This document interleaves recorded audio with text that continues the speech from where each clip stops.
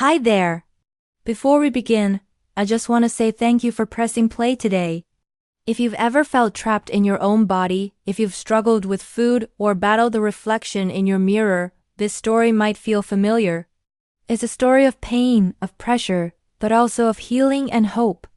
Today's episode is titled, "The Day I Finally Felt Safe in My Body, Eating Disorder Recovery." So find a quiet space, take a deep breath, and come with me on a journey from shame and self-doubt to self-compassion and strength. Let's begin. The chip paint on the windowsill felt rough beneath my fingertips. Outside, the relentless Los Angeles sun beat down, baking the already parched earth. Inside my tiny apartment, usually a sanctuary, felt like a prison. The scale in the bathroom, a chrome monster, hummed with malevolent energy. I hadn't weighed myself in 3 weeks, a personal record, but the anxiety gnawed at me, a persistent, irritating itch I couldn't scratch. My reflection in the dusty window was a distorted version of myself, or at least, the distorted version I believed to be true. I saw the perceived flaws magnified, each one a personal failure etched onto my skin, the curve of my hips, the slight roundness of my stomach, the freckles scattered across my nose like tiny sins. For as long as I could remember, my body had been a battleground. It was a site of constant self-scrutiny, a project to be perfected, a source of endless shame. My mother, bless her well-meaning but deeply misguided soul, had started me on diets when I was barely 10 years old. "Just a little something to keep you healthy, darling," she'd coo, handing me a plate of steamed vegetables while she devoured a slice of chocolate cake. The message was clear. My natural appetite was inherently bad, something to be controlled, suppressed, and ultimately, punished. The years that followed were a blur of restrictive diets, punishing exercise routines, and an ever-growing sense of self-loathing.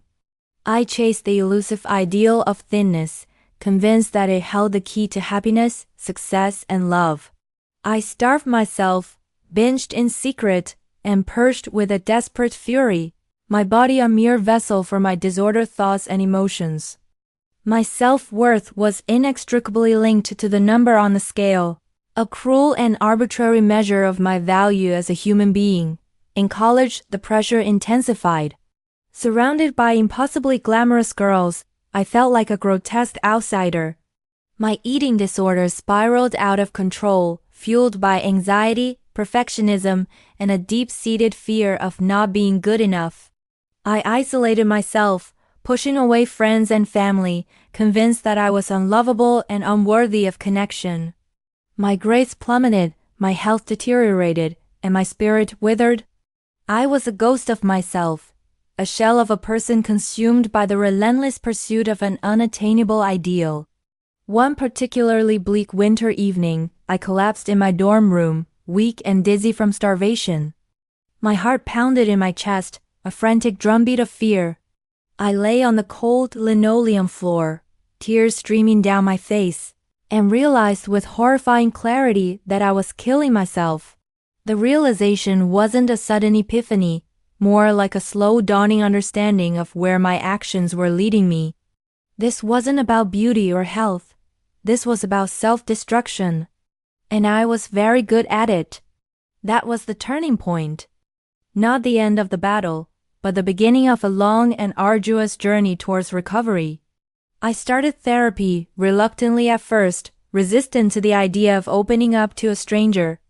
My therapist, a kind and patient woman named Dr. Anya Sharma, gently challenged my distorted beliefs and helped me to understand the root causes of my eating disorder. She helped me see how my mother's own insecurities had been projected onto me, how societal pressures had warped my perception of beauty, and how my own perfectionism had fueled my self-destructive behaviors. Dr. Sharma introduced me to the concept of intuitive eating, a radical idea that challenged everything I had ever believed about food and my body. Intuitive eating is about trusting your body's natural hunger and fullness cues, rejecting diet culture, and making peace with food. It sounded terrifying. The idea of giving up control over my food intake felt like surrendering to chaos. But I was desperate and I was willing to try anything. The first few weeks were incredibly difficult. I battled intense cravings, overwhelming guilt, and a constant fear of weight gain. I felt lost and confused, unsure of what to eat, how much to eat, or when to eat. Dr. Sharma encouraged me to be patient with myself, to listen to my body, and to trust the process.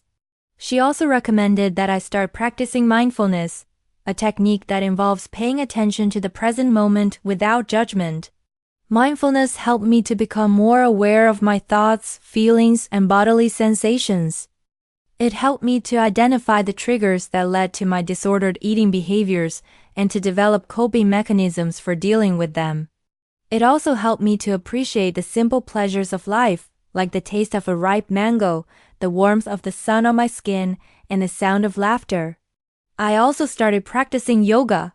At first, I was drawn to the physical benefits, the increased flexibility, strength, and balance. But as I continued to practice, I began to realize that yoga was more than just a workout. It was a way to connect with my body, to cultivate self-compassion, and to find inner peace. The poses were challenging, but they forced me to be present, to focus on my breath, and to let go of my judgments. I found myself appreciating what my body could do, instead of just criticizing what it looked like. My recovery was not linear. There were setbacks and stumbles along the way. There were days when I felt like giving up, when the old voices in my head would resurface, whispering insidious lies about my worth and my appearance. But I kept going, one day at a time, supported by Dr. Sharma, my friends, and my growing sense of self-compassion. One of the biggest challenges I faced was letting go of toxic relationships. I had a group of friends who were constantly dieting, comparing themselves to each other, and making disparaging remarks about their bodies. Being around them triggered my own insecurities and made it harder for me to stay on track with my recovery. It was painful, but I realized that I needed to distance myself from them in order to protect my mental and emotional health. I also had to confront my relationship with my mother. We had a difficult conversation in which I expressed my feelings about her comments on my weight and appearance over the years. It was a painful and emotional exchange, but it was also necessary for my healing. My mother, to her credit, was receptive to what I had to say.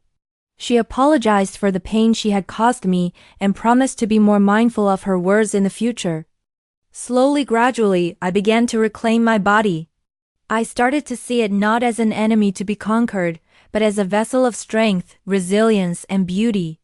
I learned to appreciate its curves and imperfections, to celebrate its unique qualities, and to treat it with kindness and respect.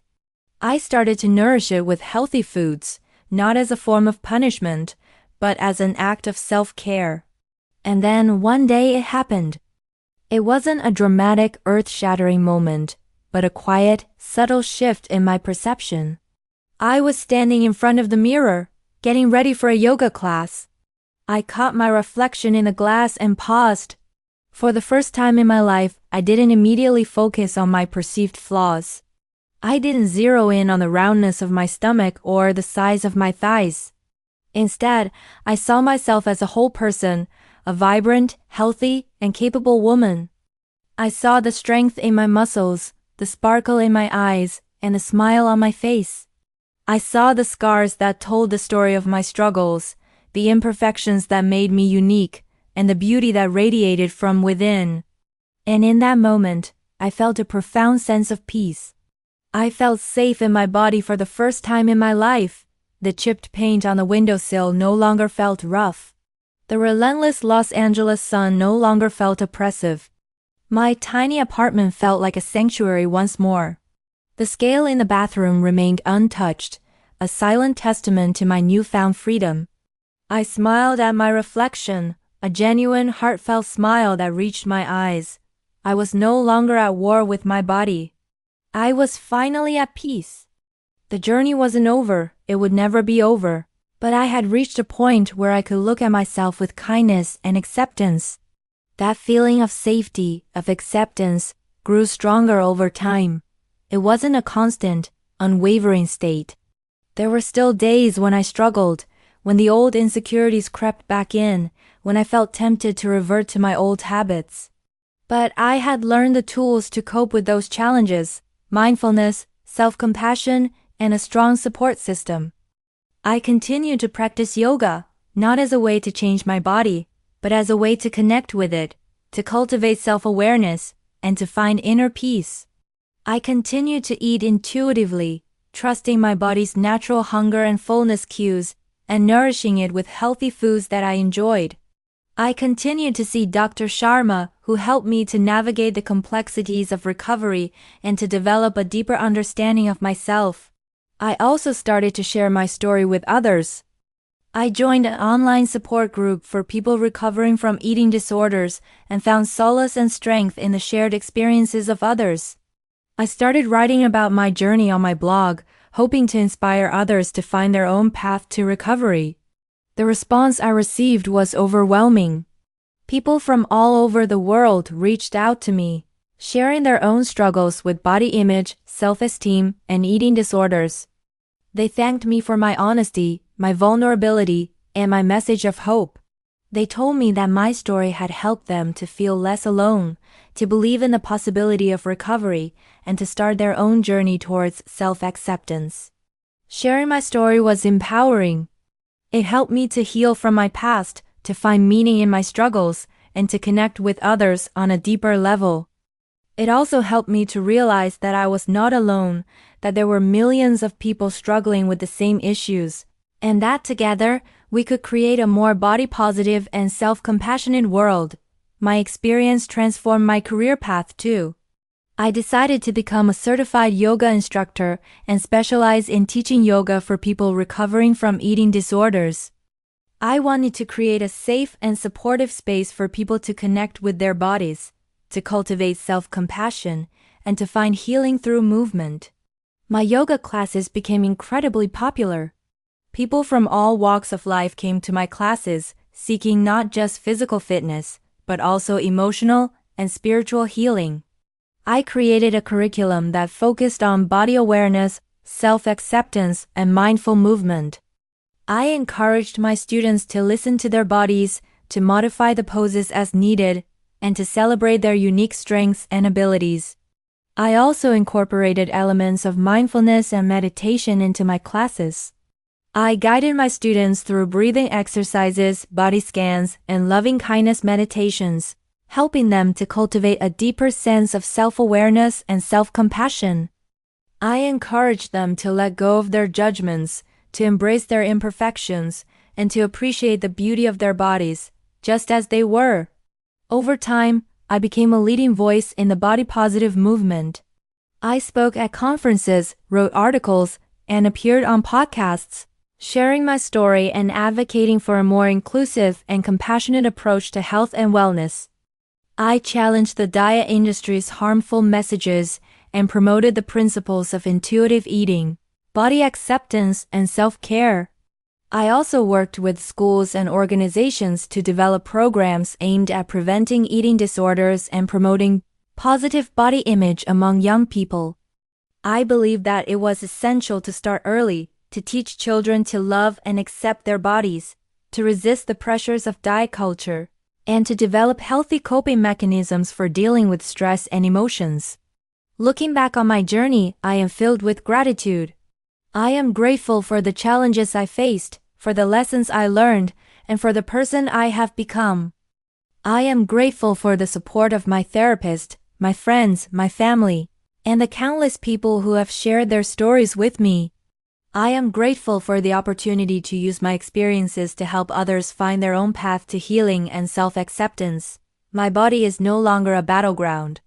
It is a sanctuary, a temple, a vessel of strength, resilience, and beauty. It is a testament to my journey, a reminder of my struggles, and a celebration of my triumph. And I am finally truly at peace with it. The feeling of safety I found that day in my apartment continues to grow, solidifying into a bedrock of self-love that sustains me through the ups and downs of life. I still have moments of doubt, moments of insecurity, but now I have the tools and the inner strength to navigate them. I am no longer defined by my body, but I embrace it, nourish it, and celebrate it for all that it is. And that, I believe, is true health. Thank you so much for listening. If this story resonated with you even just a little, please know you're not alone. Healing takes time. It's not a straight line and it's not easy. But it is possible. If you're struggling with body image, food, or self-worth, reach out, talk to someone, find a support group. Or simply start by being kinder to yourself just one moment at a time. If this story gave you hope, consider sharing it. Your share could be the light someone else needs today. And if you haven't already, be sure to subscribe for more stories that heal, uplift, and remind us all that growth is possible even after the darkest days. Until next time, take care of your mind, take care of your body, and most importantly, take care of your heart.